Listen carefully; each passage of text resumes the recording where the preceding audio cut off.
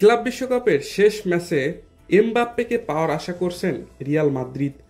পাসোকার বিপক্ষে ক্লাব বিশ্বকাপ ম্যাচের জন্য চার্ট্রেতে যাননি রিয়াল মাদ্রিদের অসুস্থ স্ট্রাইকার কিলিয়ান এমবাপ্পে।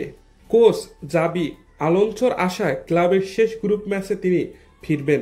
ফরাসি তারকা বৃহস্পতিবার গ্যাস্ট্রোএন্টেরিটিসে আক্রান্ত হয়ে পরীক্ষা ও চিকিৎসার জন্য বৃহস্পতিবার হাসপাতালে ভর্তি হন।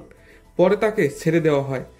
ক্লাব সূত্রে এএফপি জানিয়েছে এমবাপ্পে আস্তে আস্তে সেরে উঠছেন, কিন্তু মেক্সিকান দল পাসোকার বিপক্ষে রবিবারের ম্যাচের জন্য সতীর্থদের সঙ্গে যাননি তিনি। ম্যাচের আগের সংবাদ সম্মেলনে শনিবার এমবাপ্পের অবস্থা নিয়ে জাবি বললেন, সে ভালো করছে, সে হাসপাতাল থেকে ফিরেছে, সেরে উঠেছে।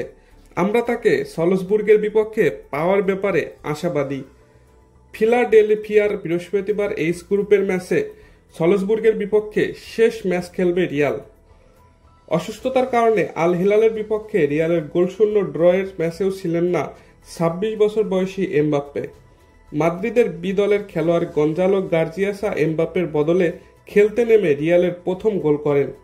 জাবি জানালেন, গঞ্জালোই আবার ফরাসি তারকার জায়গা নেবেন। দর্শক, এই ছিল আমাদের আজকের ভিডিও। নিয়মিত খেলার আপডেট ভিডিও পেতে আমাদের খেলাবাজ চ্যানেলটিকে সাবস্ক্রাইব করে রাখুন।